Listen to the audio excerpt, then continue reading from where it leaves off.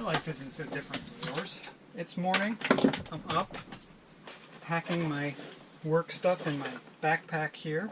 I'm going to hop in the car in a minute, go to the office. Trying to remember everything so I don't show up at work missing something. Came in last night.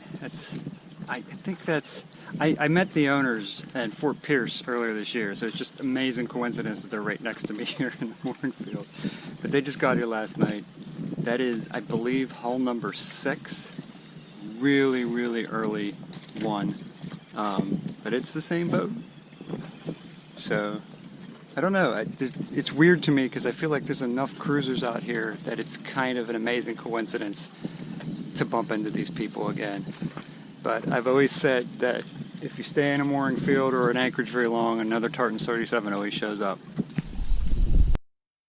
Last week it got a bit cold here. Now, cold by Florida standards, but also cold by living in an unheated, uninsulated boat standards. I don't care where you are. If you're sleeping, effectively sleeping outside, cold is different than if you actually have a heated place to spend the night.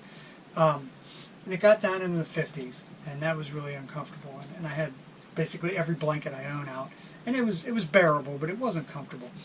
So I tried a few things. One of them was these emergency space blankets. I wanted to see if this helped. And in addition to the regular blankets I have, like the fleece blankets, it did seem to make a little bit of a difference and keep me a little bit warmer. It's very subjective. It's hard to be sure, without like a lab or something to be scientific about it. But the other thing I ordered is an electric blanket. These are designed for like people who get cold in the car on trips. But because the boat runs on the same 12 volt system that a car runs on, I can use this here, and my solar power will replenish the batteries in the morning. So I've got these two things to try to experiment with to see, and of course the cold front is gone, and it's not supposed to get below 70 for the next week or so. So these are going to go. I'm not worried. It's December. January is going to be colder. February is going to be colder. I am going to have opportunities to test this stuff out. Just a couple of little observations I've been making. Something that's pretty terrible is having the motor when there's very little wind, but what wind there is coming from behind you. Because what happens is it actually takes the exhaust from the diesel engine and blows it back up into the cockpit where you have to gag on it, which is pretty terrible, especially with an older diesel like mine that probably doesn't burn as clean as some of the newer diesels. But another thing that's pretty terrible is being in a mooring field and somebody upwind from you is running their generator, and of course the wind is just blowing the diesel fumes into your boat. It does make me really glad. The number of people I had saying, don't worry about so much solar, just have a generator as backup. I am really glad I invested in all the solar, because it means that I don't generate those kind of fumes. And on the one hand, it's nice for the environment, it's nice for the people downwind of me, but if you're running the generator, you're smelling some of your own diesel too. So that I feel really good about that decision. But I do wish more people would put more into that. So,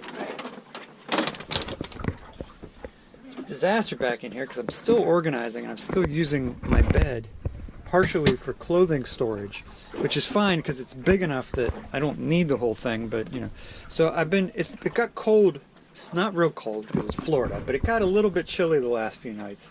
So I used the electric blanket, and it was kind of disappointing in a way that is going to sound funny because it didn't get cold enough. I turned the electric blanket on, and after about a half hour, I kind of wasn't able to sleep, and I turned it off because it got too warm, and I didn't turn it back on the rest of the night. So the good side is it's a good indication that this will probably be, like if it gets really cold, that this will probably work well to keep me warm. I don't really have a good feel for how much power it uses overnight and that sort of thing because I only ran it for maybe an hour. Of course, the big disadvantage is when it's time to get up in the morning, you're getting out of a nice warm bed into a really cold environment, and nobody likes that. So I got up this morning and I heard a noise, and I couldn't figure out what it was for a while. And then finally, I tracked it down.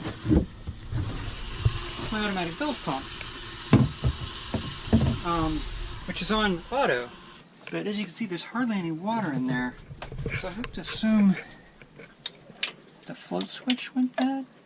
Well, now I have to replace the float switch. I'm always surprised when a project goes really easily, and replacing that bilge pump switch went really quick and easy. That was the task I had set for myself this morning, so I don't know. I am already accomplished, and it's like not even 7 a.m.